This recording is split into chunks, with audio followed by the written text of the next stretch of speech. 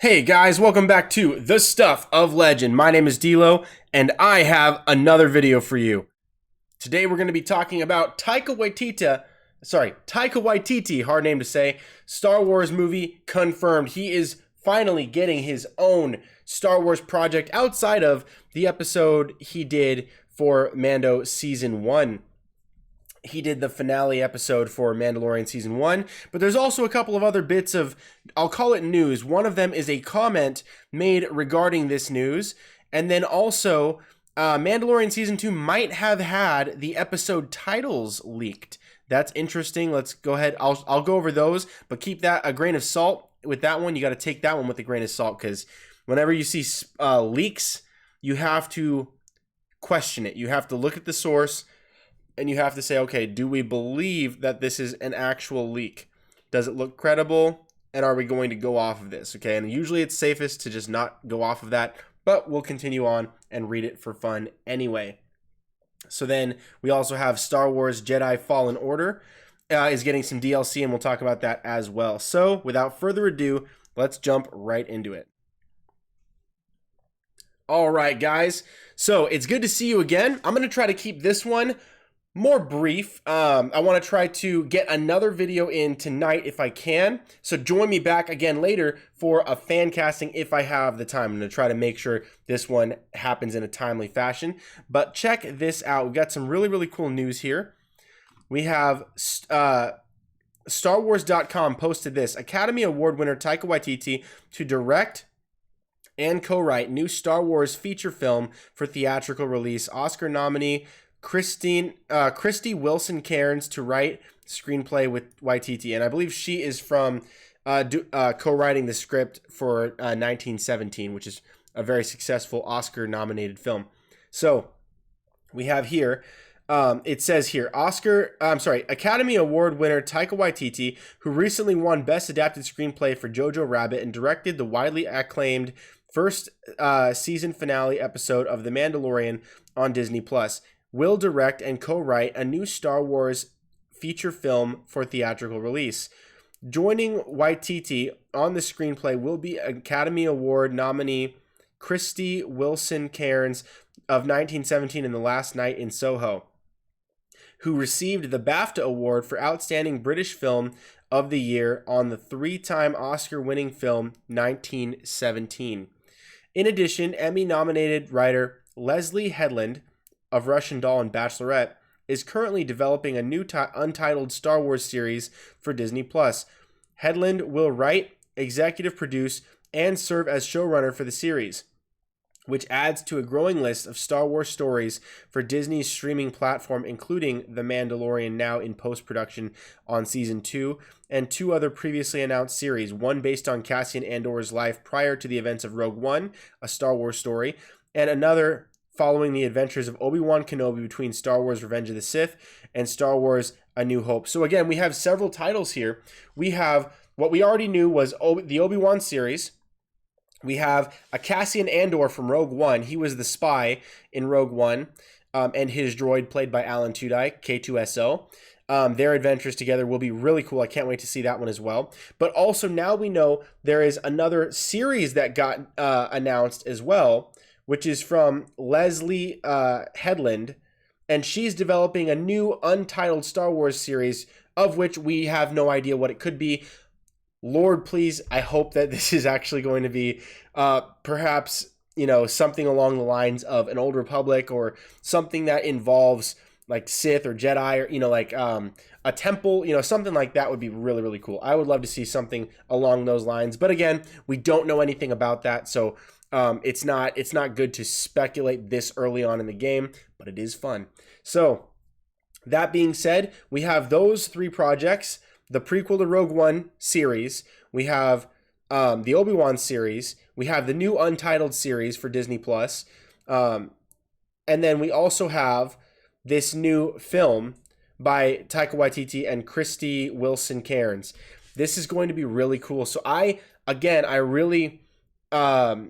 struggle to imagine what could come of a Taika Waititi Star Wars film. Now, we know he did an excellent job on The Mandalorian, but again, he was working with Jon Favreau and Dave Filoni and their story. He was telling their story, but again, in his stylistic directing, but he didn't get to write that episode. He had to interpret that episode on the big screen, and so, or on the small screen, silver screen.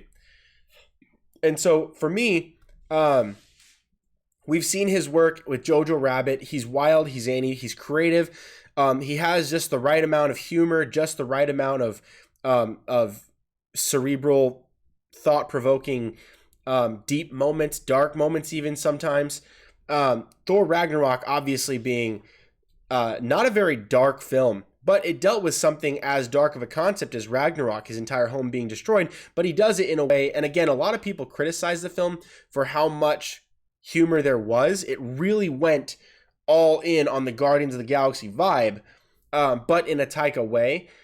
And Hulk fans might have been disappointed, but Thor fans, a lot of Thor fans were pleasantly surprised with the way that he was able to convey Thor's strength, using the Hulk, using the characters in that world. Thor is the god of thunder, but he's also one of the strongest characters in the Marvel universe. If there was a character to go toe to toe with Superman from Marvel versus DC, it'd probably either have to be Thor himself, or it'd probably have to be Hulk. Outside of, obviously, if you're going to go into characters like Sentry, or you're going to go into, like other cosmic entities, Silver Surfer, we could do that, but I'm talking about characters that are in the MCU. So for me, that's kind of like, he knows characters pretty well. He does put his own spin on it. It worked really, really well in The Mandalorian. There was debate about whether or not fans were like, oh my gosh, Thor Ragnarok is the best thing ever. Lots of people loved it. It made a lot of money. But there was a lot of fans out there that were like, you know what? I really appreciated the Kenneth Branagh version of Thor that was much more serious. I mean, it was funny at times, but it really took the mythos seriously, instead of kind of turning everything into a joke. And so I think Taika is able to distinguish where he's able to go full on into comedy and full on into this has its own tone, this has its own thing, and I'm going to bring myself into this world and adapt so that we can continue to tell stories in this world. That's what he did on The Mandalorian. So I'm not worried about Taika taking Star Wars and making it Star Wars. I'm not worried about, for instance, and I'll get to this in just a quick second, Rian Johnson's version of Star Wars kind of really bumming the fans out like big time. I'm not worried so much about Taika doing that, even though his style is so very unique. I think they'll be able to find a character, a story, a droid maybe. Maybe the film will revolve around a single droid. Maybe it'll be the story of IG-11. Maybe it won't. Maybe it'll have nothing to do with The Mandalorian. Completely different timeline, completely different part of the galaxy, universe. But to me, I'm not worried about Taika taking this because of him doing the finale of The Mandalorian, which was brilliant in every way. It was just so good. I'm not worried at all. I think he's going to do a great job. I can't wait to see what him and Christy Wilson Cairns does with this script, and what characters it involves, what timeline it involves. I would love to see whatever it is that they're going to put out. I'm pretty much always going to see Star Wars for the most part. I'm just kind of that way. Like, even if it looks like it might suck, I'll still go see it. I went and saw Solo, even though almost nobody did. And it actually wasn't bad. It was actually pretty good. Even though the marketing sucked and, there was a lot of issues behind the scenes. They had to double the budget, which killed the film financially. It was, there was chaos, but the film ended up okay. Ron Howard saved it. And I think that's why Bryce Dallas Howard actually got to direct episode 4 of The Mandalorian. But that worked out well too. I love that episode anyway. So yeah, that's the headline. Now let me go ahead and show you. Rian Johnson actually chimed in about this. So there's an article here I linked down below. Last Jedi's Rian Johnson breaks silence on Taika Waititi's new Star Wars movie. Let's hear what he has to say. And I actually expected it to be quite negative, but No, he's actually doing, being a pretty good sport about this. So let's go ahead and jump straight to the Twitter so you know that it's here. You know where to find it, and I've linked it down below so you can check it out as well. I always like to give credit where credit's due. If you don't like someone, but they say something that's good or right, or they do the right thing, give them credit. It's not worth, hating anybody. Hate is not good. It's the way of the Sith, man. So it says, Star Wars tweeted, it says, incoming news from a galaxy far, far away. Academy Award winner Taika Waititi to direct and co-write new Star Wars feature film for theatrical release. Academy Award nominee Krysty Wilson Cairns at We Write at Dawn to co-write screenplay with Waititi. And then it has the link to that. It also shows the image of the other lady that is doing the Untitled series on Disney Plus, which I'm also excited for. Can't wait to hear more about that. But Ryan says this: I have no idea what kind of Star Wars will come out of Taika and Christie's and Leslie's brains. If I tried to guess, I'd be wrong. And that is the most exciting thing I can imagine. And he's right. I think with this, you have to take it and you have to realize the people that are working on these projects are so versatile and they have such a unique style. And Star Wars has said nothing about what the projects will be about. They've said nothing about that. So we literally have no idea, but it's almost impossible to predict. Like, is he going to do a film about a person, an alien? It could even be a film about a location, if you think about it. It could be a film that celebrates a certain idea or planet or alien race or something. It could be you know what would be sick is a movie about the Hutts. Or a movie about the Pikes. You know what I mean? So like you can get into some of the Star Wars gangster elements, running spice and all that stuff. That would be pretty gnarly. Or you could have a film that follows a Sith Lord, but tells a very different story. That would be pretty cool. I'm excited. I really hope that this continues on. I want to see more. I don't want there to be another Kathleen Kennedy, like hire a director and the director drops out. I think this one will go well. I am very confident that this one will stick because he might be one of the biggest names she's ever gotten for a Star Wars film. Like there's been some big director names, but for a Star Wars film, like we're talking about Kevin Feige doing a film, and we're talking about Taika Waititi. These guys are coming over from Marvel just like Jon Favreau did, and they know what fans want because they themselves are diehard fans. So I do expect really good things from Taika. So I'm optimistic, but are you? Let me know down in the comments or in the comments of the live chat whether or not you feel confident about Taika taking over a Star Wars project. How do you feel about his co-writer? How do you feel about the lady that's going to be doing the standalone, or not standalone, but the untitled live-action Star Wars TV series for Disney Plus? Let me know what you think about those. And now, to get into more, we have the spoilers. Spoilers. It's leaked spoilers. So whenever it says leaked, you have to take it with a grain of salt, okay? So the leaked episode titles for Mandalorian Season 2 it says tease epic lightsaber showdown. It doesn't really. So I'm going to show you kind of what this is talking about. But let's go ahead and read this first. The wait for The Mandalorian Season 2 is getting steadily shorter with only 2 episodes of The Clone Wars left. Fans are already looking to the villainous hives of the Outer Rim for new Star Wars content.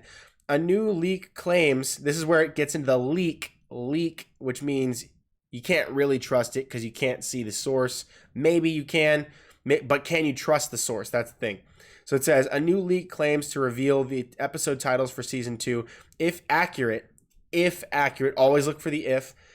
This leak traces a pretty clear path for the story. They misspelled story. The story to come, including what promises to be a thrilling conclusion. So then you go down here, and it says Twitter user Velaine leaked the 8 episode titles, which you can see below. They previously leaked the second Birds of Prey trailer accurately, but there's no official confirmation on whether this leak is credible just yet. These titles fit the noun naming convention as the first season, which, while hinted at a much different plot for the second wave of episodes, which is pretty cool. So we know from the end of Season 1, if you guys haven't seen Season 1, I apologize. I'm going to give you a gist. I'm not going to explain a lot, but basically, basically, maybe plug your ears for 10 seconds. 10 seconds. Baby Yoda and Mando are now a unit. They're Team Mudhorn, Clan Mudhorn, and he's the youngling, the foundling to Din Djarin. And now they have to go, and unless he can, or rather, until he can find his birth parents or his people and return him there, he has to raise him and train him as a Mandalorian. So Din is now his father, according to the way of the Mandalorian. This is the way. Until he can get him to his people. And so his new journey for season 2 is find Baby Yoda's people. And again, it's not Baby Yoda, he's the child, but that's what we call him. That's what we, the fans, call him. And so, yeah, and nothing is known about Yoda's species. I did a video breaking that down. So if you want to see everything that we know about Yoda's species, Yoda, Yaddle, and now this new, the child, everything we know is in that other video, so just go back and find that. I broke it down for you guys, really, really detailed. Literally every one of Yoda's species we've ever seen in any Legends comic, book, anything, so that we can gather all the information. Very light side sensitive. I won't get too much into that, but here we go. This sounds credible. So this to me is where this leak starts to sound much more credible. They were right about the Birds of Prey trailer.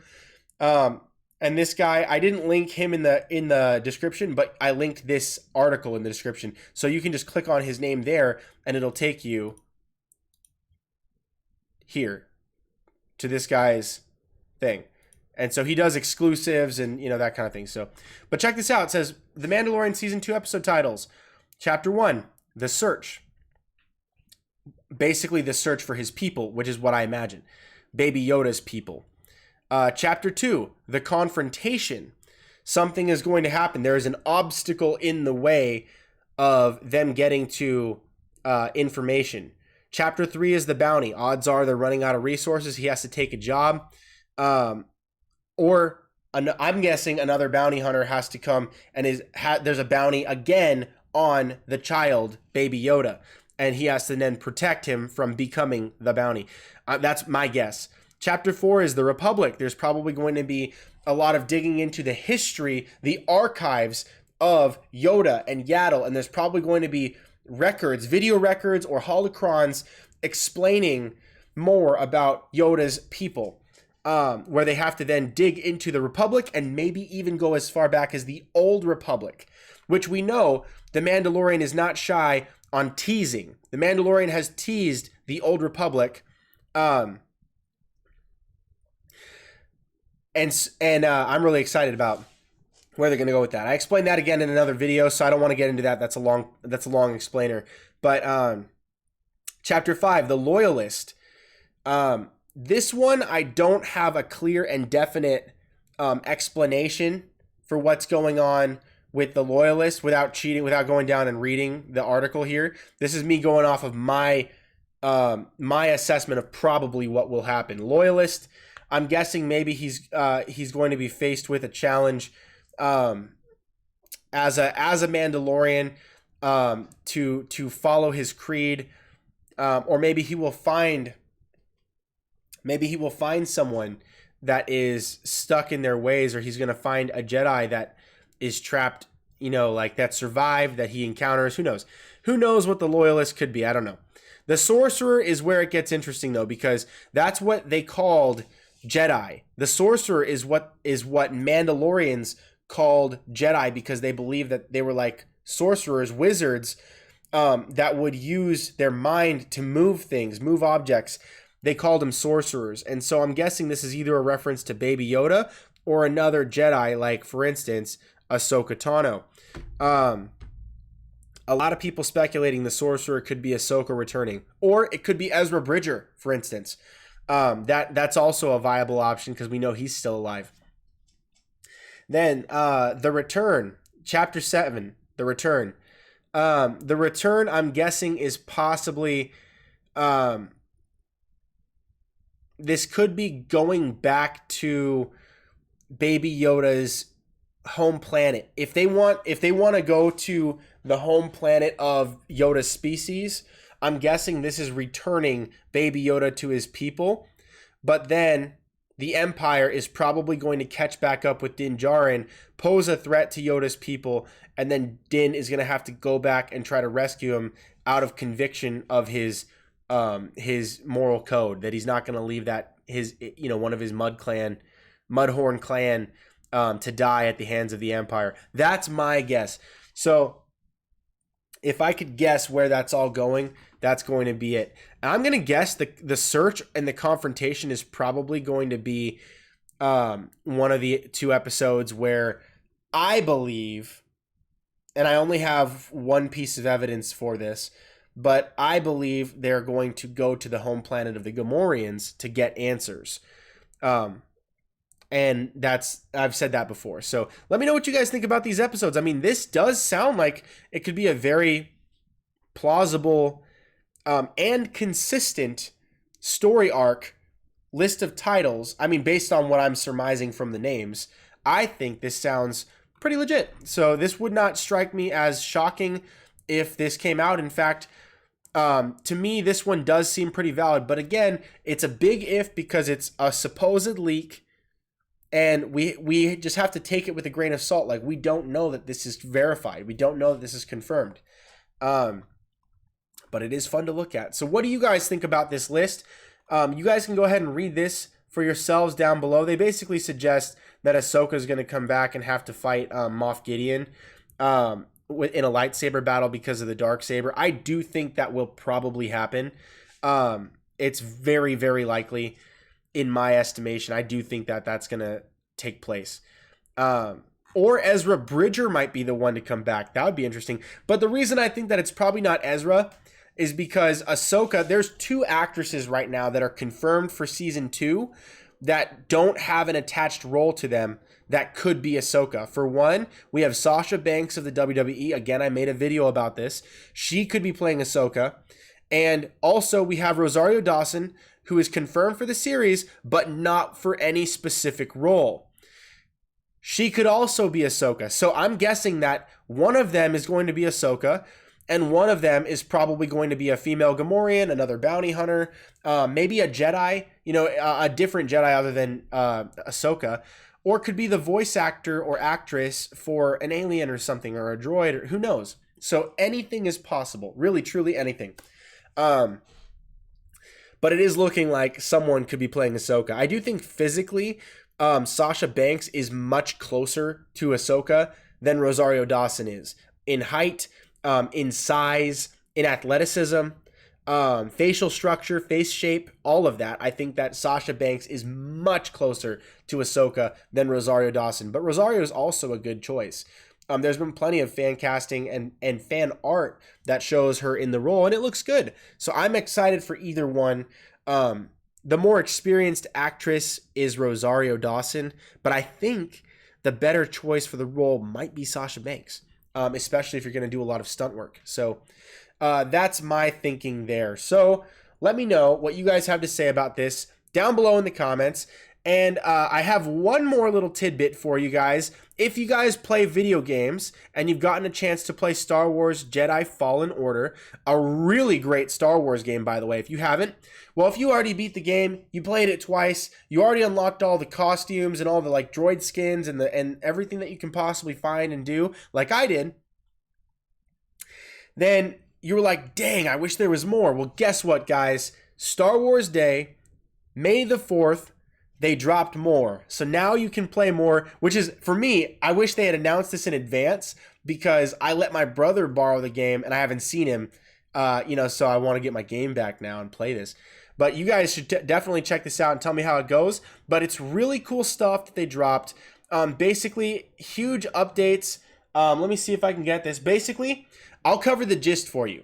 You should read the article in full for yourself, but basically they added combat challenges. They make it so that you can build your own combat challenges by setting the board, and then you get to play in it live, and all these different bad guys you put in the map get to join in. So there's a lot of fun combat challenges you can do. You can play through the game again with all your stuff that you unlocked the first time, but you just play through now with your new lightsabers and all that stuff. And now, whenever you get to those meditation places where you kind of pause the game and you can, update your stuff.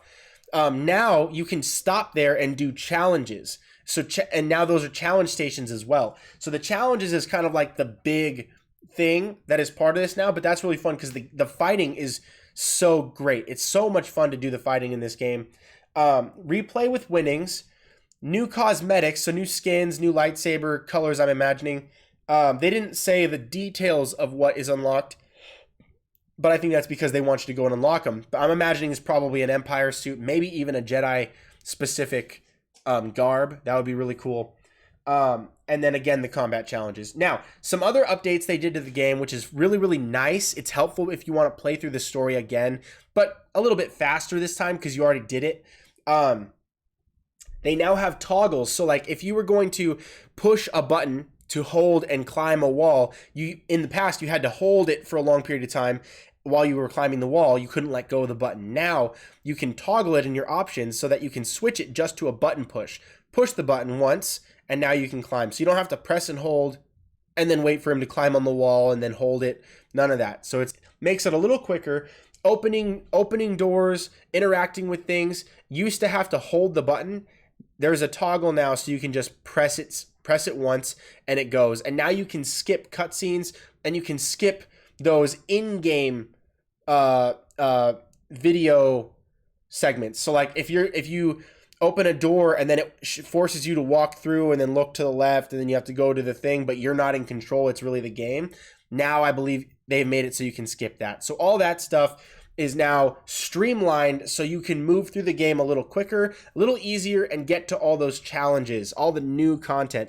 And that to me is great. And it's free. That's the best part. So this is a downloadable content that is free, and it's a free update for Star Wars Day. So that's a lot of fun. I know I'm a little bit late to the game because I'm doing this on the 7th, but it's just because I've been kind of busy. So yeah, so I wanted to get you guys that news. So if you own the game or if you have been thinking about getting the game, this is a good time to get that game. Really, really great game. I highly recommend it. One of the best games I've played in years. Spider-Man, I would say Arkham Knight, Spider-Man PS4, and Star Wars Jedi Fallen Order. Amazing games. Great gameplay, great story, great cutscenes, replayable for sure. And now it's much more replayable. The replay option is so much better. So I'm gonna leave it at that. But before I go, I'm gonna switch over so I can take some comments. Let's see. All right, so I'm gonna go here, and I'm gonna go ahead and start reading some of these comments. We got a few of these in here. What's up, guys? It's good to see you again. Anthony Manzano says, "Hi, Daniel. What's up, my man?" Daniel's Hot Topic says, "Hi, what's up? First like, dude. Thanks, bro. I love it when people like my videos. That's awesome. It's great." You're always here. I'm glad that you guys always check in and say hi to me because I love the interaction. I'm always looking forward to the end of the video when I can shut up and start to hear your comments, and then I get to not shut up again. So that's fun. So then Anthony Manzano says, "Daniel, isn't Taika a little bit outrageous for hardcore Star Wars fans?" Yes, but hardcore Star Wars fans loved the ending of The Mandalorian Season 1, and that was Taika. So if we're talking about Taika writing the story and the script, I believe it will get a little more loose than we saw it in The Mandalorian because that was controlled by by Jon Favreau and Dave Filoni.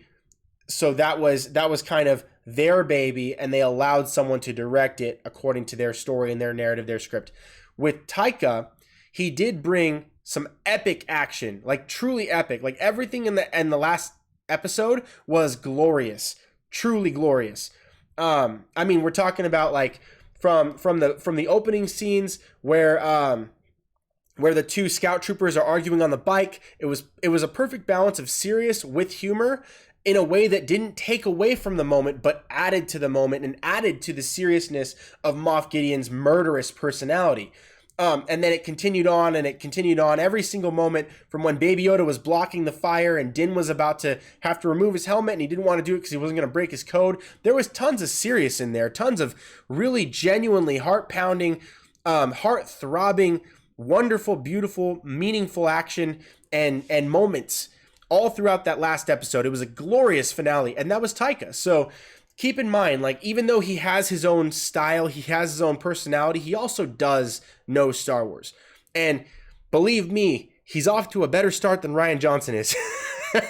I'll tell you that. So you'll notice that StarWars.com didn't make any mention of Rian Johnson's trilogy. There's a lot of people and articles out there that are still touting that Rian Johnson's trilogy is in fact happening, when we know that Kathleen Kennedy said that it's not happening and that is not something they're going to push forward with anymore. They're not doing trilogies anymore. They might do like a sequel. They might even hopefully in the future get back to a trilogy if it's done right. But I do think that this more contained, long form storytelling style on Disney Plus is a great way to go, because if you have a single franchise that sucks, that franchise can suck. Instead of doing like, this is the next Star Wars trilogy and you all must adhere to the lore and the legend that we're creating and canonizing and decanonizing in this one. No, like just, yeah, back off the trilogies. I think that's a safe bet for now until they can square away who's in charge of creative, and then let people who are genuine fans of the projects actually make these projects, like Jon Favreau, Dave Filoni. They've even been consulting with George Lucas, getting him back involved so that they can keep on track with what his vision was. And they can build the universe based on his love and knowledge of his own universe, which is kind of a dumb move. They should have him on retainer. Just have him keep coming back for consultations, be part of the creative team. Who cares if you have to fork out big bucks to George? It's worth it, because people are going to boycott your films if they continue to suck and push garbage, political narratives that don't belong in a fantasy world of Star Wars. And, we're not talking about New York Times or CNN or Fox or whatever. It's Star Wars. It should be a place where you get to escape the real world politics, not have to be forced to see them again. You know what I mean?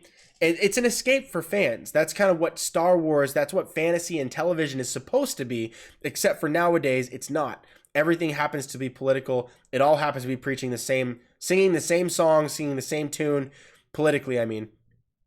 And I think it's a safe move to have a creative person like Taika involved in a project where the story is governed. I want to use the word governed by people who genuinely know what they're talking about Star Wars, genuinely know the lore, genuinely love Star Wars, for Star Wars, not for what they want it to be, but for what it is, what the history of Star Wars is.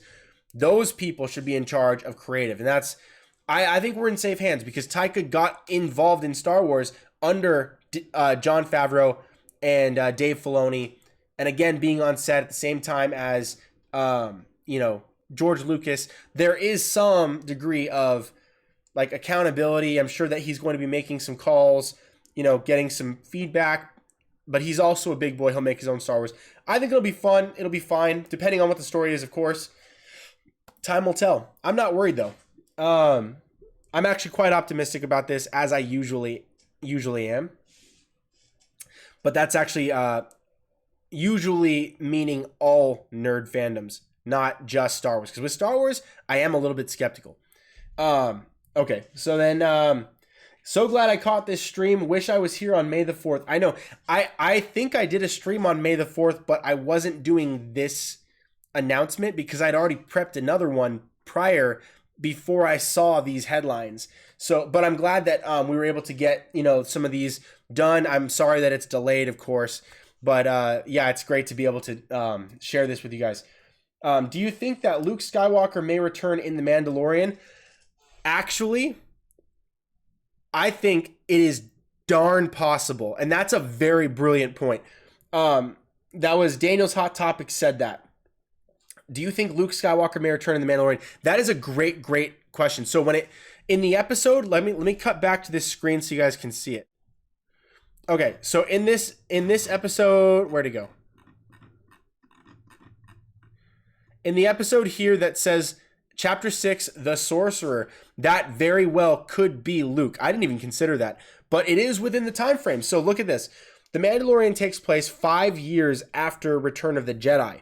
So Luke, after Return of the Jedi, goes off to start getting the information and start looking at all the Jedi temples, finding the artifacts, studying the Force, and becoming the greatest Jedi there ever was. And then he starts a temple. So he eventually does start that temple. I would be willing to bet, based on your idea here, Daniel's Hot Topics, it's a great call, by the way. Luke Skywalker very well could make an appearance or even be part of the franchise. That would be so flipping cool. I hope that they get Sebastian Stan. It's been teased so many times by Sebastian, by Mark Hamill, by fans all around the world. People in the Star Wars community have been acknowledging it, sharing it, retweeting it. It is such a great idea to have Sebastian Stan come in and play a slightly older Luke Skywalker, not as old as Mark Hamill is 30 years later in the sequel trilogy, obviously, but right after Return of the Jedi, maybe 5 to 10 years after, he would probably look like Sebastian Stan. You just shave him, shave his hair, have it grow out a little bit. I think it'd be super, super sick. I would love to see that. That'd be the coolest thing ever. As long as they make sure that they do him right, and I think that Jon Favreau will do him justice. I would be shocked. I would be shocked to no end. Not disappointed. I would be shocked if Jon Favreau and Dave Filoni did Luke Skywalker dirty. Because I've heard both of them say Luke Skywalker is the greatest Jedi of all time. Both of them have said that. They're both huge fans of Mark Hamill. I know they're not going in the same direction as the sequel trilogy on purpose. They wanted nothing to do with it. Jon said he wanted to have control of this story, and he wanted to do it his way. That's why Kathleen Kennedy's name is not in the creative of The Mandalorian.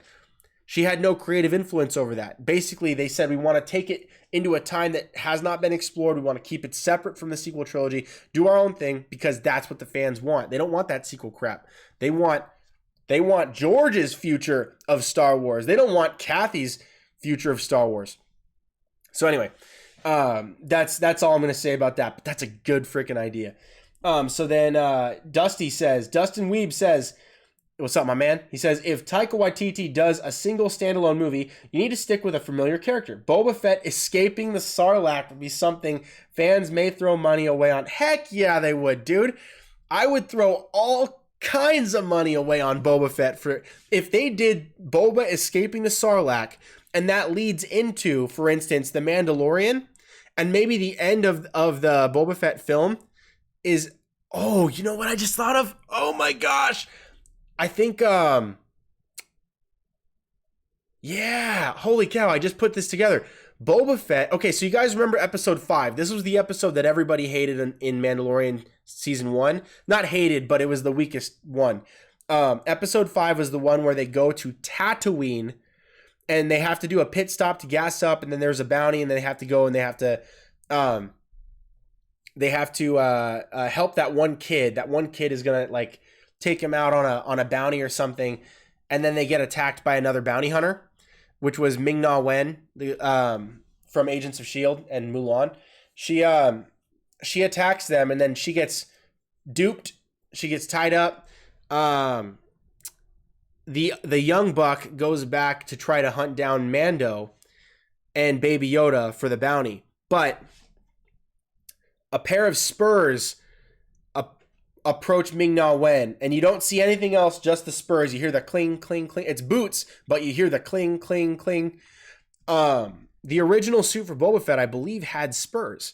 And I would not be shocked if, for instance, it is the world that the Sarlacc pit was. It was Tatooine. The huts were on Tatooine. Jabba's barge went into the sand dunes of Tatooine.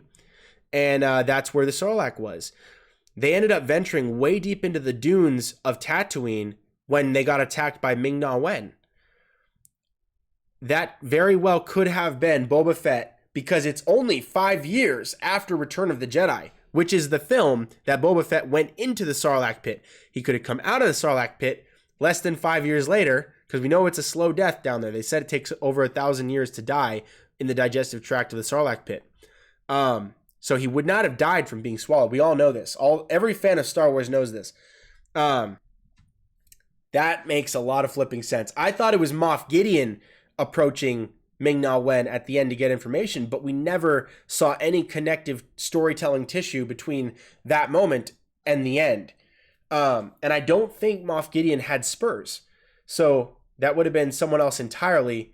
Maybe they're planting that seed for the end. And in fact, maybe if Chapter 8, The Empire, or Chapter 7, The Return, that could be the return of Boba Fett. That'd be nuts. On Chapter 8, The Empire, Boba Fett worked for the Empire. That'd be flipping wild, dude. Plus, he might have to come back and kill Moff Gideon to take back his title as the Mandalore. Because I believe that's how he got into being a Mandalorian. Because he wasn't really a Mandalorian. He was a clone of a Mandalorian, but you're not a you don't get into being a Mandalorian by being the son of a Mandalorian. You have to be of Mandalore, or you have to usurp the throne. If you usurp the throne, you get the title the Mandalore. And that's, I think, what he'll have to do, and then he'll get the Darksaber, which would be nuts. Could you imagine if Boba Fett gets the Darksaber? That'd be nuts. So I just gave you guys another theory right there, based on Dusty's theory right there. So that's cool. Dusty says, if a trilogy, I want the story of the rise and fall of Darth Revan, yes, and have Darth Malak, yes, as the master that brings him to the dark side and defeats for redemption. Yes.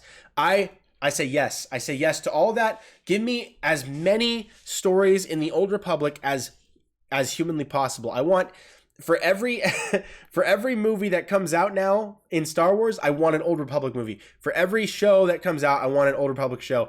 I want like pound for pound, ounce for ounce. I want that Old Republic action. And the old Sith Empire is so rich with storytelling potential. You could make up original Sith at war with each other in the Sith Empire before the Rule of Two. If you wanted to go back, before Darth Bane established the Rule of Two. Gosh, it would be so cool. So much fun could be had there. I love the Old Republic stories. If you guys haven't seen it, YouTube the Old Republic or Knights of the Old Republic cutscenes. And just watch the ones that are like 20 or 30 minutes, because those are the best. It's just the cutscenes of a video game, but holy moly, would it make for an epic movie. It truly would. It would be the best thing ever. Super, super excited. And I agree with Dusty on that. We should definitely get those stories. Daniel's Hot Topic says, Daniel, I just learned yesterday that Rey's father was a clone of Palpatine. Yeah. And as we can tell, Rey's father was a good man, so there was a good clone of Palpatine. No. So I thought it was a theory that that Palpatine's son was not his son. It was actually his clone. I thought that was a fan theory, because so how it worked was Sheev Palpatine had a lover before he went full Darth Sidious. I mean, he already was a Sith Lord, but people didn't know that. He was the Chancellor, and he was from not Tatooine. What's the other? I mean, it is Tatooine, but what's the name of the place? The Royal Palace. I can't remember what it's called. But anyway, he's from there, and he basically could have deceived anybody into bearing his children. It doesn't have to be a clone. I don't know if that was canonized. I thought that was a fan, because I read an article that said that, but I believe it was from someone speculating that. So if you could send me that article, I'll reread it, and I just want to check to see if that's verified. Because again, I wouldn't be surprised if Star Wars went back and they're like, oh, just kidding, it's not Palpatine's son, it's a clone, and they're just like making this crap up as they go. I'm really tired of the sequel trilogy treating Star Wars like it's just, we're going to make money, and, we might make it good if we can get there, but who knows and who cares, They're really nonchalant about how much they actually care about making Star Wars awesome. And to me, that sucks. And I hate that. But yeah, I'm not upset at Rey even. It's not even about Rey anymore. It's like everything that was good in the Force Awakens was made stupid in The Last Jedi.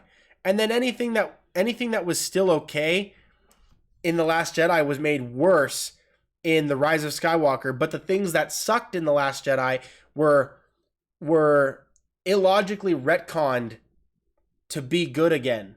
Like they intentionally canceled everything that happened in not everything, but a lot of things that happened in The Last Jedi in The Rise of Skywalker.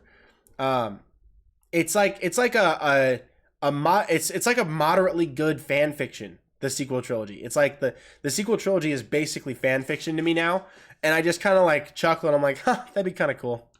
Yeah, glad that's over. You know, to me it's not great. I would be willing if they said we're going to go back and reshoot The Last Jedi and reshoot The Force Awakens under one creative narrative, I would give it a chance. I'd be like, you know what? Okay, great. Let's go back and let's try this again, because The Force Awakens was a great platform to start off at. It was The Last Jedi completely derailed in a different direction, and then The Rise of Skywalker said, screw that, we're going to derail again. We're going to go back the original direction, forgetting everything about The Last Jedi.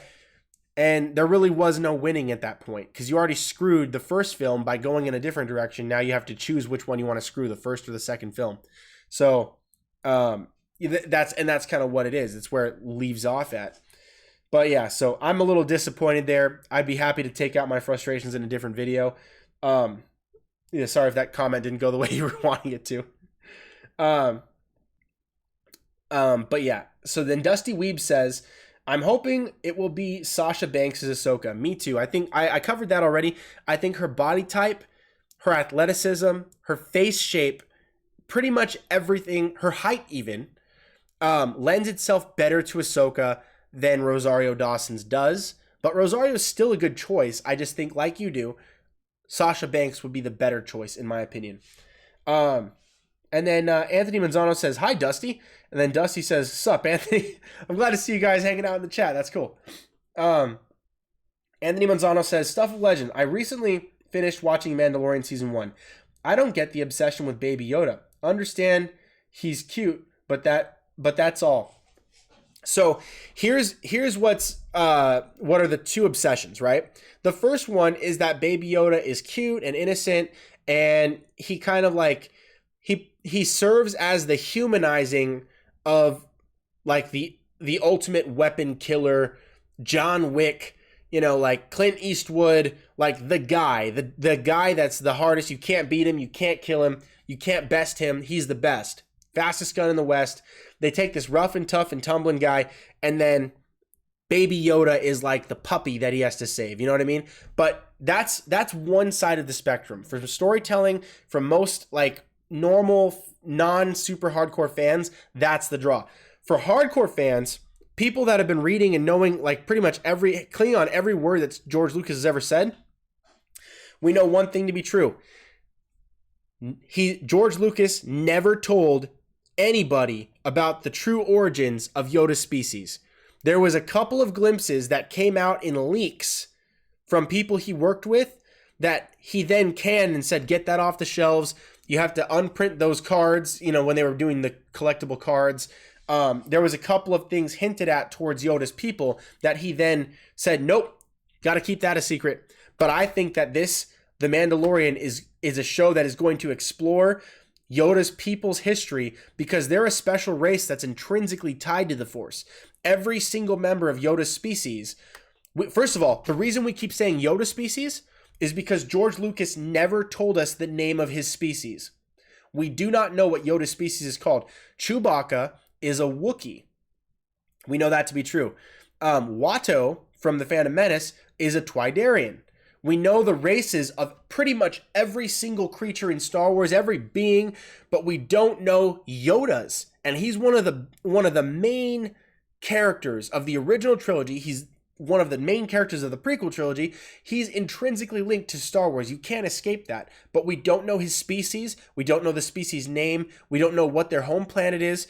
We don't know what makes them so intrinsically linked to the light side of the Force. We don't know why there hasn't been a Sith one yet, but we do know that, for instance, we do know that they come male and female because we have Yoda and we have Yaddle in the prequels. We do know that they live very, very long lengths of time. We know that they're very wise. We know that they have a usually mild temperament that's very controlled because the light side flows through them. We know that, but we don't know why the light side flows through this entire race of beings and why there are so few of them in the universe. Or are there? Or are there whole planets full of these guys? We don't even know. So the reason why Baby Yoda means so much is linked to the first couple episodes, because I covered this again. The guys that had him, that were from the Empire, were using him in a cloning bay because the doctor, what was his name? I gotta look that up again. I have it in the video, but the doctor that walks in the suit, he has the patch on his shoulder. He walks in with the cloning patch that's from Kamino, except for instead of the weird shape around it that symbolizes Kamino, it looks like an I and an L, a lowercase I and an L, but it's not. It's a shape. It's a Star Wars lettering system symbol. They have it in a hexagon, which is the logo of the Empire. So instead of the Kamino logo, they have that Kamino cloning facility logo in the Imperial hexagon. And that's what it was. So they were doing some sort of experiments with Baby Yoda, but Queel, who was an Ugnaught, he told Mando that he doesn't look like any clone he's ever seen. He looks to be organic. He looks to be natural. So it looks like maybe they were trying to replicate Baby Yoda, or they were trying to do research to figure out how to get to the light side of the Force, how to tap into that power that is intrinsically linked to Baby Yoda. And we know that, again, confirmed in the sequel trilogy, confirmed in the originals, confirmed in the lore, in the books, and the legends, Palpatine and the Sith have a long history of experimentation with robotics, cybernetics, and bioorganics. So like Palpatine, when Anakin was in the fire, right? This is an example. When he almost burned to death on Mustafar, he kept him alive, despite the fact that he probably should have died. He kept him alive with machines. He merged machines with the man to keep him alive in permanent suffering for the rest of his days, because the Sith draw on pain. They're inherently evil. And the dark side of the Force does this. It draws on pain. It draws on wrath, rage, jealousy, those types of things. And so they were experimenting with all kinds of stuff like this. That's one of the reasons why they put the inhibitor chips in the clones, so they could control them, they could manipulate them. Really Bill Gatesy stuff. But you know what I'm saying? Like they're basically they're into that kind of pain and suffering and torture and cybernetics and man merging what ought not to be merged. And the light side doesn't. They were doing those experiments on Baby Yoda. So there's a lot of Star Wars deep cut history that teases that we're going to get answers we've never gotten before in Star Wars, that every Star Wars hardcore fan has been asking since day one. Who is Yoda? Where does he come from? What's his home planet? What's his race? Are him and Yaddle a couple? Did they have a baby? Is Baby Yoda that baby? The timeline approximately lines up if Yaddle had the baby in the early prequels. It very well could be the case. And so there's plenty to this, plenty of questions, not a ton of answers, but a lot of answers teased. And that's where the allure comes in for Baby Yoda. There's twofold. The normies thinking he's cute, which he is, and then also the questions that come up from nerds who ask questions. So yes, that's pretty much the allure. All right, so then Dusty Weeb says, back to Boba Fett standalone. I have it backstory. Gave it backstory to give a reason to become an antagonist in The Mandalorian. Maybe have him hunt Luke to avenge the death of Jabba. That would be nuts. Oh my gosh, that'd be crazy. And it would be pretty sick because, being that he was at the barge when he got tossed into the Sarlacc, there would be like a long-standing beef, like you put me in that hellhole. I climbed out of hell, dude. You know, and now he's coming for revenge. That'd be super cool. And I would love to see him appear in Mando. I'd love to see him appear in his own movie. That would sell so many tickets, you have no idea. When the whole world asked for a Boba Fett movie, Kathleen Kennedy gave us a Han Solo film without Harrison Ford. It's not a bad movie, but it was a bad move. She should have given the fans what they wanted if she wanted to make money, especially coming off of The Last Jedi, which sucked. So that, to me, is a great move. It would be a signal of basically like, hey, we're sorry. Please go to our movies. If they gave us a Boba Fett movie, everyone would go see it. So I would not be shocked to see if that's what Taika does, is get to direct another thing about Mandalore, about Mandalorians, about bounty hunting, because we know now that he can do that. So it's a quick, easy translation from 1 to 1. So that would be awesome. Okay, next up. Daniel's Hot Topic says, did you see this morning they released a trailer and clip for the expansion of Mortal Kombat 11? I have not. Unfortunately, I'm not a big fighting game guy except for the Super Smash Bros. Game. So for me, I don't really play Mortal Kombat. I have a lot of friends that do, so it's a little outside of my wheelhouse. You can feel free to send that to me or tag me in it, and I'll check it out for sure. I know there's a Mortal Kombat movie that's in the works, so I will be doing videos for Mortal Kombat when that comes out, but not for the games per se, because it's a little outside of my knowledge. So I'll just kind of be like an idiot saying, "Hey, that looks fun," you know. So to me, that's it's not something I feel comfortable addressing because I don't really know much. The movie, I can just, hey, that looks like a good movie, and kind of be that idiot. Not that you know, I would be an idiot because I don't know anything, but I could do some research and figure it out, so that'd be cool. Anthony Manzano says, stuff of legend. Let's say Sasha Banks ends up being Ahsoka and she is successful. Let me see if I can find my glasses. I'm having a hard time reading right now. My eyes are really dry from allergies, so hopefully this helps. Okay. There we go. All right, so Anthony Manzano, wait, where is it? Anthony Manzano says, let's say Sasha Banks ends up being Ahsoka and she is successful with that character. Do you think they end up bringing the Ahsoka character for the Star Wars trilogy movies? Not unless they're going to do like a trilogy involving Ahsoka's character. I don't think they'll do a trilogy and have Ahsoka appear in it. I think they'll have a movie or a trilogy about Ahsoka in live action, or they'll give her own Disney Plus series. So, and they'll probably let Dave Filoni head that one up because it's like his baby, it's his character. So that to me is, I think, what will happen. The movies they're gonna do from here forward, expect them to be disconnected. Unless it's going to be a Boba Fett film, expect disconnect. Expect films to take place in new timelines. The High Republic, the Old Sith Empire, the Old Republic, or distant future, or the same timeline as the Clone Wars, but just in the outer reaches where stuff's not going down. So that I expect disconnect from the films, but expect connection from the TV shows. That's what I'll say about that. I do think that this won't be a Netflix Marvel scenario where they say it's connected, but they're not. Because I believe that The Mandalorian is going to be intrinsic to a lot of the things they're going to be doing from now forward, because they know fans don't give a rip about the sequel trilogy. They are not going to continue there. Kathleen Kennedy said they're going to put the sequel trilogy to bed, and they're going to move on from that point. Star Wars Episode 10, I believe, is still in the works, but that, they said, is going to take place again in a time jump into the future. So they're really jumping ship on that. They know they screwed the pooch on that one.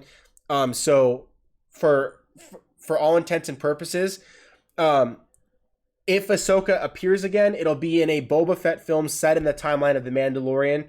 It'll be around that same time frame, that's still free play space where Luke is still the greatest Jedi of all time, not some screw up tool bench that tried to murder his nephew after not giving up on his own father, who was the darkest Sith Lord of all time. So that's more or less what we're looking at. I think that's my opinion. That's not necessarily a fact, but that's what I'm thinking based on what we've heard from Kathleen Kennedy, who is still the creative head of Star Wars. All right, so then we have, let's see, where are we?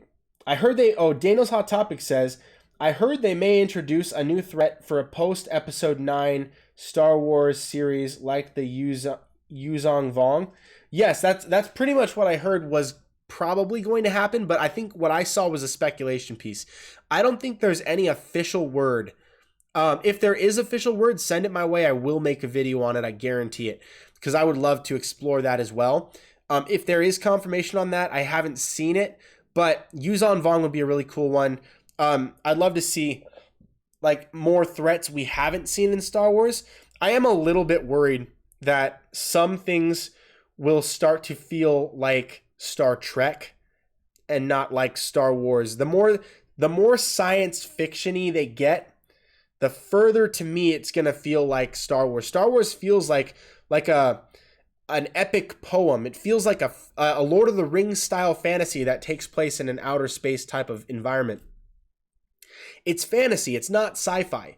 So there's, the difference between sci-fi and fantasy is that fantasy doesn't have to necessarily make sense. It just has to make sense within itself. Sci-fi is supposed to be based on science that projects forward into realms of science we are not yet capable of, but feasibly could be. So, like, the Force is not a scientific thing. The Force is magic. And that's where all of us get to, like, wow, envision what it would be like to be, a Jedi. We can move things with our mind. That's not science. That's magic, right? And so we're dealing in fantasy, not science fiction. If there was a device that allowed them to move the thing, now you're talking about, okay, how does that device work? Can you explain that? Is it linked to gravity? What is that? And then that's where you start to delve into science fiction. So the more that Star Wars starts to go that way, I think the less I'll be interested in it, honestly. But I'm glad that they stick to, true fantastical Star Wars for The Mandalorian and for a lot of these series that are coming up. It's within the realm of what we all know and love. I'm excited for the future of Star Wars. Not stoked about the recent past, but Mandalorian and Clone Wars are killing it. Doing a really, really great job. If you didn't see Clone Wars, you've got to see it. Disney Plus, that bad boy. All the episodes are online right now. You can check that out. And the Making of the Mandalorian documentary has episode 1 on Disney Plus right now. It's a great one. Talks about the directors, their work, their involvement in the stories, how they got into Star Wars, that kind of thing. So it's really, really cool. Insider pitch, and I think it'll give you a better appreciation for Taika doing his own film as well. So check that out if you haven't already, and get back to me about what you think about that. Next up, we have Anthony Manzano, Stuff of Legend. Off topic, by chance, have you seen the cinematic trailer for Assassin's Creed Valhalla? And if you have, what are your opinions, and will you buy the game? I haven't bought an Assassin's Creed game in like almost 10 years, I think it is. But I loved it. I absolutely loved it. My life started to take decision-making turns that led me further away from video games and into like physical things, physical sports, working out, that kind of stuff. Since then, I've backed off of the working out and all that stuff, gotten more into longer hours at work and that kind of thing, and the YouTube channel, of course, but less time for games. That being said, the trailer for Assassin's Creed Valhalla is so freaking cool. It actually, to me, it looked as good of a trailer as a Blizzard trailer. It looked like a Blizzard World of Warcraft trailer. That's how good the trailer looked. But it looked so much fun, so savage, and I loved the way that it ended too. They really got me. Like, I thought for sure that the guy was done for, and then it happened. You know what happened? I don't want to spoil it if you guys haven't seen it. Check it out. Great freaking trailer, and I do want to get that game, but it's just a matter of me having time to sit down and actually play a game. Jedi Fallen Order is the first game I've played with a story in a long time. Before that, it was Spider-Man on PS4, and before that, it was Arkham Knight. Like, it's been a long time since I've actually sat down to play story modes for games. I've done some Pokemon, though. Because that one you can kind of, like, pause, and you can play it on your lunch break or something, so that one you can kind of take with you. So that one being a little bit different, but yeah. And then you said Stuff Legend off topic again. Your opinion, do you think it's too late for a prequel Harry Potter series based on the Marauders? So I'm actually really new to Harry Potter. I watched the Harry Potter movies for the first time the end of last year. So the end of last year, I think it was close to like September. I watched all of the Harry Potter movies except for The Crimes of Grindelwald. I haven't seen that one, which is the prequel that's a prequel. So I don't know who you're talking about when you say the Marauders. But I liked what I saw. Harry Potter is a great freaking franchise. Growing up, I was like, I don't see the appeal. I don't get it. But after watching it, I realized, oh, it's actually kind of a like a Sherlock Holmesy type of fantasy story, because it's a fantasy story, but it's like a fantasy almost done in a way like it's a murder mystery novel, and I love like murder mystery stuff. So even though it wasn't always intrinsically linked to murder, there was an investigation Sherlock Holmesy element to Harry Potter, which I really liked. I liked that a lot. So yes, I would like to see more of that. Fantastic Beasts was cool. To me, it didn't have the edge that Harry Potter felt like it did. It's cool, but I liked when they were in Hogwarts. I don't like when they're in the city. I don't like when they're in like the real world. I want it to be like fantasy. To me, should be Star Wars, or it should be Lord of the Rings, where you're not in our world. I don't want it to be part of our world. I want to go to your world. That's kind of my appreciation for fantasy. That's the gripe I have with inserting politics into Star Wars that doesn't need to be there. I mean, don't get me wrong. The prequels, Star Wars, the original trilogy, they are inherently political. There's politics there, but it's about freedom versus tyranny, not like 100 billion genders or, like that kind of stuff. So it's not like the social political garbage we're dealing with today. And that to me does not need to be in Star Wars. Identity politics, it's just division. It's just division amongst all of us. The original Star Wars and the prequels were not about political right in America versus political left in America, or conservative versus liberal. It was literal tyranny versus freedom, and that was something everyone can get behind. It wasn't, and so that was better. It was a better way to do Star Wars, because the politics were not real world like our politics. It was the kind of politics that anyone could jump in and appreciate. Literal light versus dark, good versus evil. That's what was going on, and so that was better. That's one of the reasons why the sequel trilogy sucked. Okay, but anyway, let's go ahead and find where that comment go.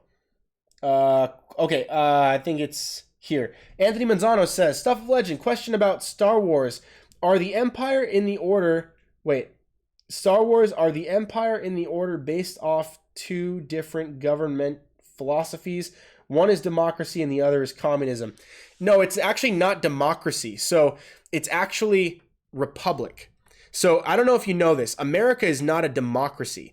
America is a constitutional republic. The constitutional republic is a government established by the people for the people, and the Constitution protects the rights of the people from the government. So the government can't get so big that they can shut down the beaches in California, for instance, or, like they can't, shut down parks and tell you can't work, tell you what you have to wear. That is the empire. That is communism.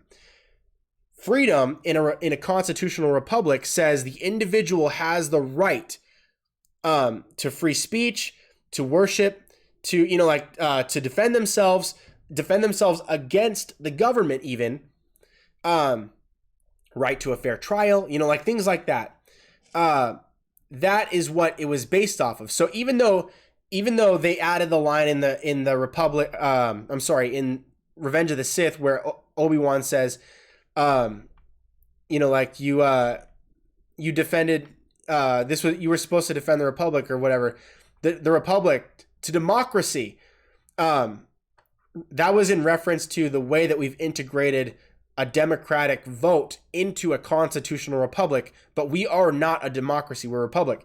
So when we're talking about communism, when we're talking about an empire ruled by a single entity or a group of elites that rain down on the rest, their imposed will, and everyone must bow and obey to everything they say, that is Darth Sidious. That is communist China. That is crappy government systems that oppress the people, and the people suffer because they don't have their rights, because the people are not being upheld by the government and the rule of law, but instead the people serve the will of the government through rule of law. So that's what Star Wars was based off of. It was based off of a free society that was operating fairly well, has its problems, as it of course will, because that's freedom. But then it gets usurped, ironically, through the church even. The Church of the Jedi allowed themselves to be involved in politics, and they let church and state be intrinsically tied together. Therefore, the state corrupted the church was corrupted by the state, and then that became one governance under the emergency powers of Darth Sidious, which, by the way, we're seeing now. They're saying that emergency powers are what allow the governors to shut down public areas paid for by taxpayers and allow tax-paying, law-abiding citizens to not work. We're seeing, our governors become Darth Sidious using emergency powers like Jar Jar Binks gave Darth Sidious to rule and transform a republic into a galactic empire. It's exactly what's happening right now, by the way, if you want a touch of real-world politics in this fantasy. But that's for another time. I went on this tangent. I admittedly did get political here, but you asked for it. So I make no apologies except to say that I will not linger on that subject for your behest. But if you do want to know more about that, if you want to know my opinions on that and what Star Wars was based on, you can contact me about that. I'll private message you or whatever. We can talk about that. It's my channel. But I do try to respect everyone's opinions who are here, and I know not everyone's going to agree with me. That's fine, but it's not a matter of agreement. The United States is a constitutional republic, not a democracy. Look it up. That's the truth. All right, so then the next one was, I vote. Oh, so Daniel's Hot Topic says, I vote for Distant Future after Episode 9. Distant Future after Episode 9 would be really cool. I'm open to that completely, but I would like to see more of the time frame explored between Episode 6 and the sequels, hopefully closer to the Mandalorian side. I would like to see more stories explored during the Clone Wars era. I'm not done with that era. I want more about. We don't know crap about Quinlan Vos. We don't know, what. I want to see all of the adventures that take place with the bounty hunters during that time. I want to see a Cad Bane series. I want to see some villain-oriented series. And then I want to go back in time, and I want to explore the Old Republic. I want to explore. They proposed the High Republic, which I suspect will again be highly politically motivated. I'm not excited for that series because of the trailer I already broke down. You can check that one out as well. But there's hope. There's still some hope. But the Old Republic, I want to go back to that, and I want to have Jon Favreau and Dave Filoni do it. I want to see them do that after The Mandalorian. All right, next up. Daniel's Hot Topic says, Arthur C. Clarke's 3 laws, one of them is any sufficiently advanced technology is indistinguishable from magic, so I consider Star Wars to be advanced science we have not yet seen. In theory, you could assert that might be possible, but that would be an opinion at best, and I respect that. That's a lot of people would probably agree with that, because if you can imagine it, where there's a will, there's a way. You could probably make it happen one way or another.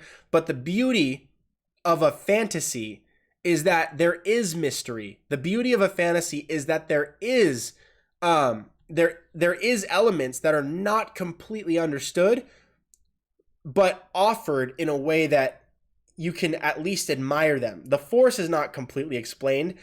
One of the main criticisms of the prequel trilogy was that George Lucas tried to explain the Force by going into the midi-chlorian count. that was frustrating to so many fans because it's a fantasy, and fantasy, there's beauty in the unknown. There's beauty in the imagination. That's what fantasy is. It's a fantasy is something that sparks in your imagination. It is a dream concocted of imagination, pure imagination in the truest sense. So if you explain everything, it's literary, it's literature, it can be mathematical, it can be scientific, and that's not imagination. So if it's scientific, you can imagine something scientific, that's true, but it ceases to be fantasy. So that's where if you evolve it too far in explanation, it ceases to be fantasy. And that's where it's beautiful. That's where I like fantasy. I like there to be imagination. I like there to be work for my brain to fill in and color the place and kind of paint it in a way that is wonderful to my imagination. That's what I like. And when it's all analytics and stuff and data, there's room for that, and that's fun too. A lot of people love like Star Trek because you can see it, you can explain it, there's data, and everyone can kind of get on the same page. But with Star Wars, there's a mystery to it, and that's fun. So I agree with what you're saying, but if you go down that rabbit trail, it grows to a point that it's no longer fantasy. That's what I think. And so, yes. But I do see what you're saying. So then you say, Dustin Weeb says, bring back creators of the Clone Wars animated series to do the Yuzong Vong Wars. Holy cow, that would be cool. I actually would not mind if they did that series in animation, just like you said, with the Clone Wars creators. That would be a brilliant saga. I would love to see that, or even an old Republic, old Sith Empire war, or like the Jedi Sith War of the Old Republic. And you could tell the stories from the side of the light side and the dark side the same way the Clone Wars did. The Clone Wars told Count Dooku's story. The Clone Wars told Asajj Ventress' story. The Clone Wars told Cad Bane's story to a degree.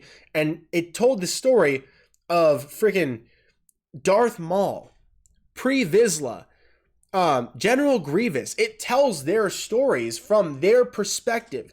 Not from the good guys' perspective, but from their perspective. That's what I want to see when they do the Old Republic. So yeah, maybe an animated series for the Yuzong Vong, maybe an animated series for the Old Republic.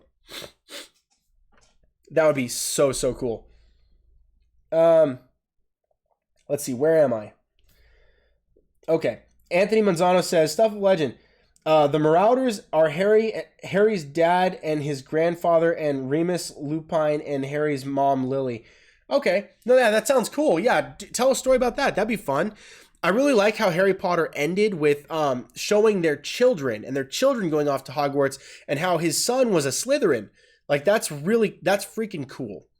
I really like how Harry Potter ended, and that was a beautiful way to kind of wrap it all around and show that, it gave an idea that in the real world I don't inherently agree with, but in the book, in the fantasy of it, people aren't inherently bad in the story. And just because you're a Slytherin doesn't make you a bad guy. And that's cool. I like how they did that. That's a nice message. I don't intrinsically agree with that in real life. But I do think that's a great story to tell. And I would like to see more about that with his parents.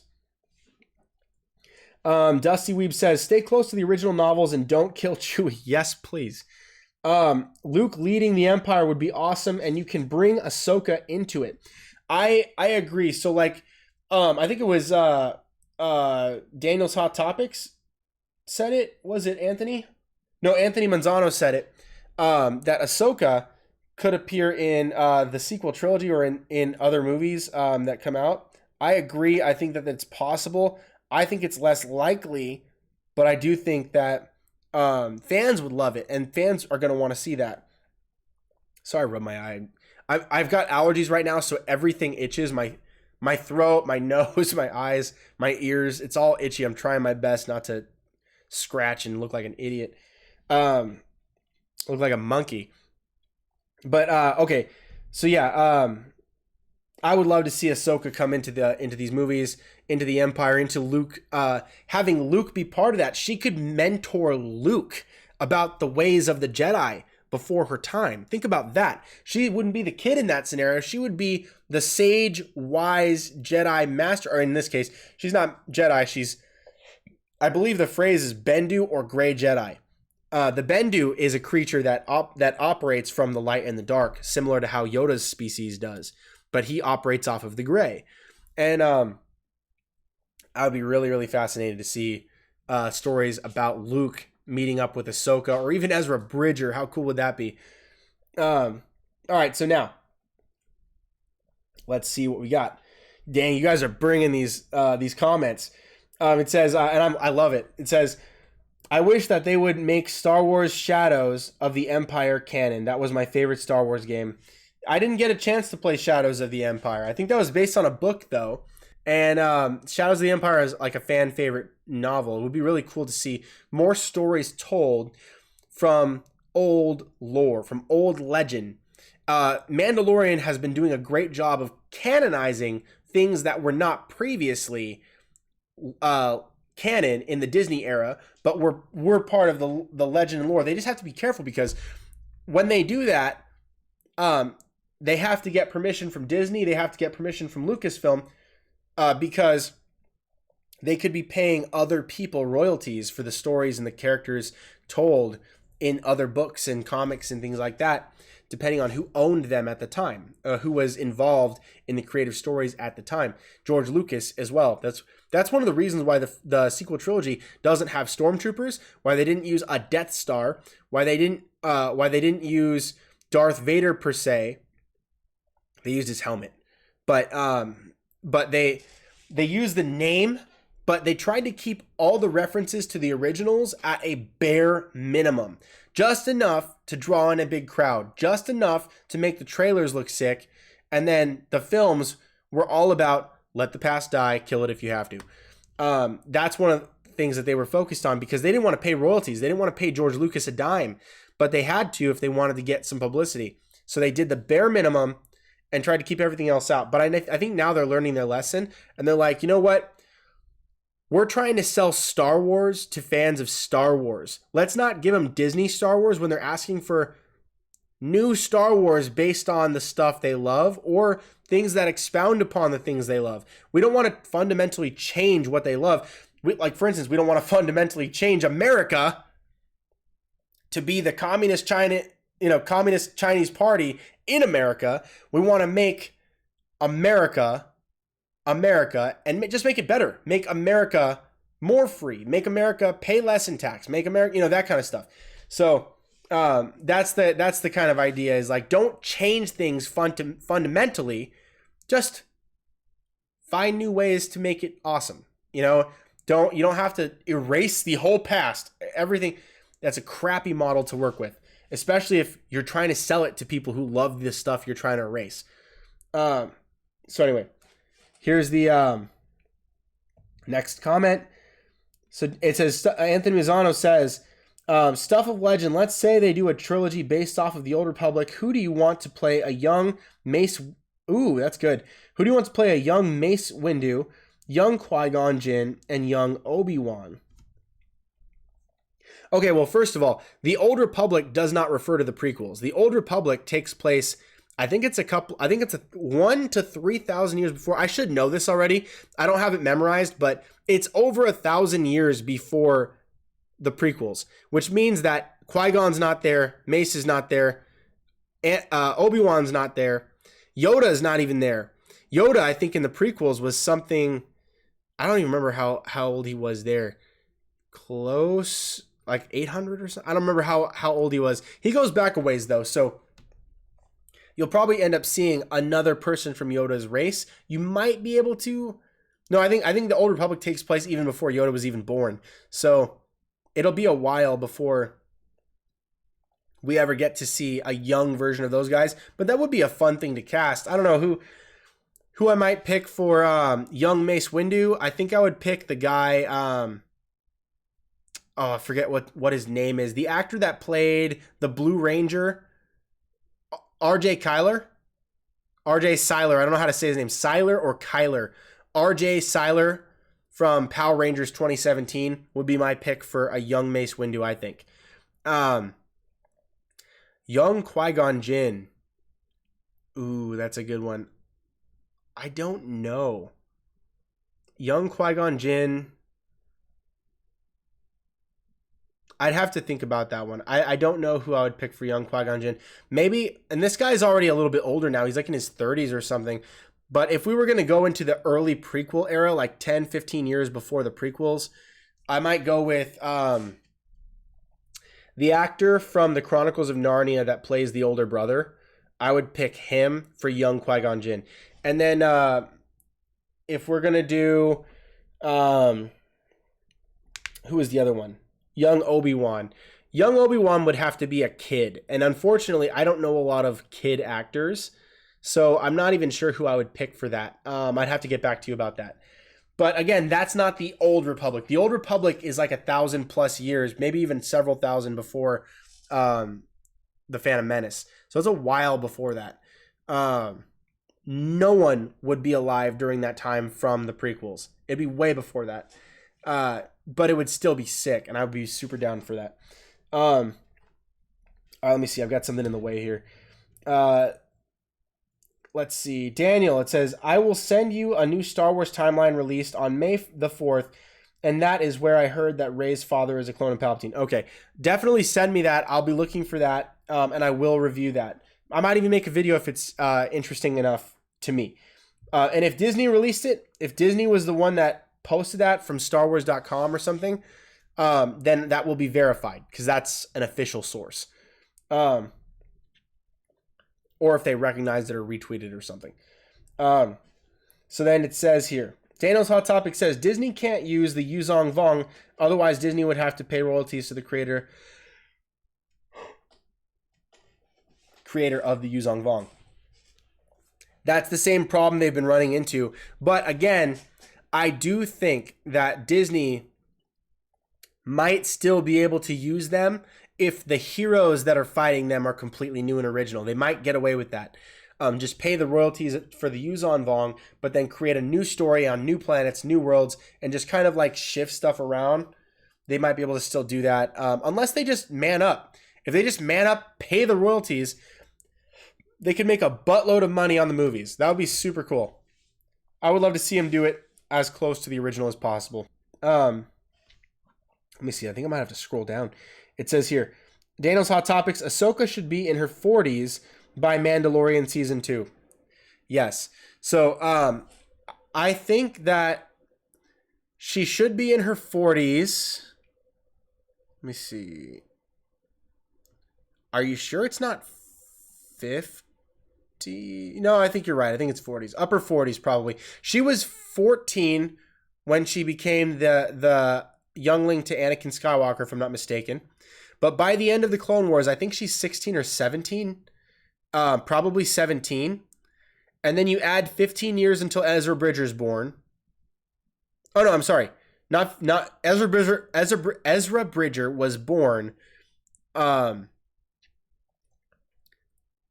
I think it was 1 year after Order 66, and then by the time he was 16, that's when Rebels starts, I think it was. So we have 17, 18 plus 15. What's that? 15 is 30 plus 3, 33. Plus probably 10 to get from A New Hope through to Return of the Jedi. 10 plus 5. Yeah, so that's like 45. Yeah, so that's about right. Yeah, that sounds right to me. I suck at math off the top of my head, so please correct me because I'm pretty sure I'm probably wrong. But go ahead and just double check me or something. But yeah, that makes sense. So I loved this. This was a great session. Thank you guys. Thank you guys so much for joining me today on the live stream. Check out the links in the description so you guys can do your homework. Make sure you verify everything that I'm talking about. I don't want you guys to just believe me, although I do appreciate that. I want you to check me. I want you to source me. I want you to always double check and be like, hey man, you got this wrong. Or hey bro, what's up with this? You said this and it wasn't that. And what about this? I'm always going to do my part to give you guys the most accurate news I possibly can and let you know when I'm speculating, when I'm theorizing, and if I'm guessing about something, that kind of thing. Want to make sure you distinctly know when the truth is happening and when I'm surmising my own outcome based on the news or something like that. But always check. Always do the research for yourself and check the sources on everything. So with that being said, thank you guys so much for watching this video. I really appreciate everything that you guys do, liking, sharing, commenting, subscribing to this channel. I think I'm 3 subscriptions away from 500. So if you guys haven't already subscribed, please subscribe to this channel. Let a friend know to subscribe. I'm almost there. I'm almost at that 500 mark goal. My true goal is 1,000 subscribers so I can start making money on these videos, but 500 is a big landmark for me. I will do a video just thanking everybody at 500. We'll be super, super excited. I really appreciate it. And at any rate, it means the world to me that you guys tune in and join with me in these discussions, because I love Star Wars, I love Marvel, DC, all that stuff. And so you guys joining me in that, it just means so much. So anyways, one last thing before I go. I wanted to ask you guys if you guys want to get a t-shirt, a mug, like a sweater or any of that.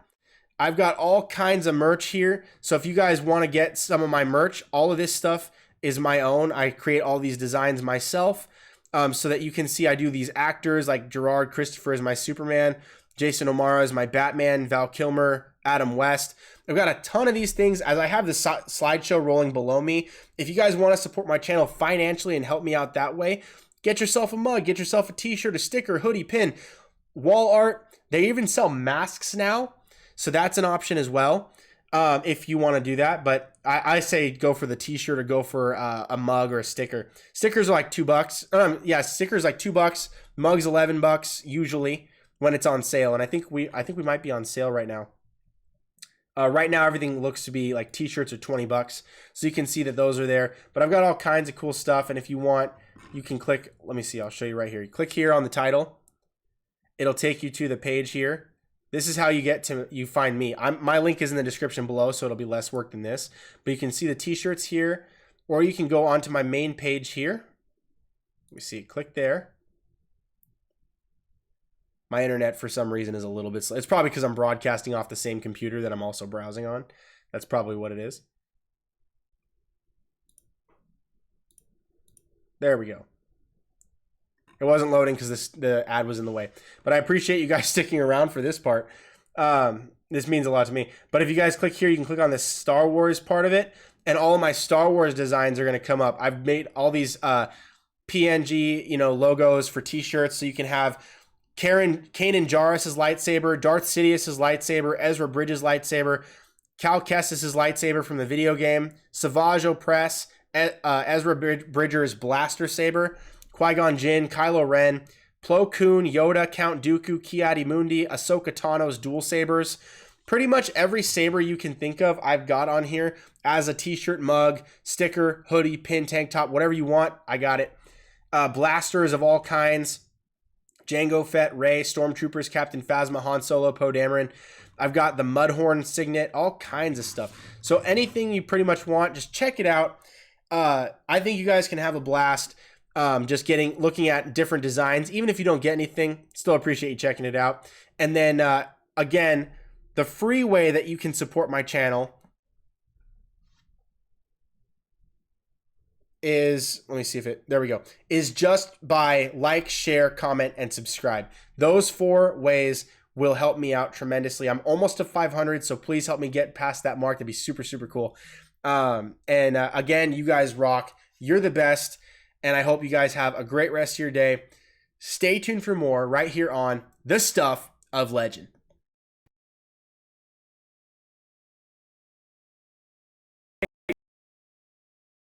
Guys, thank you so much for the video, and remember, all of your new Ghana, leave a thought about this discussion. Let me know what you would like to see me do a video on next. Subscribe to the channel because you're a legend and we have that in common. Also, be sure to turn on notifications to be notified right away when I upload my next video, or so that you can be alerted when I go live next time. That way you'll never miss a thing. Check out the other videos on the channel so that we can have a discussion on all your favorite movies and TV topics.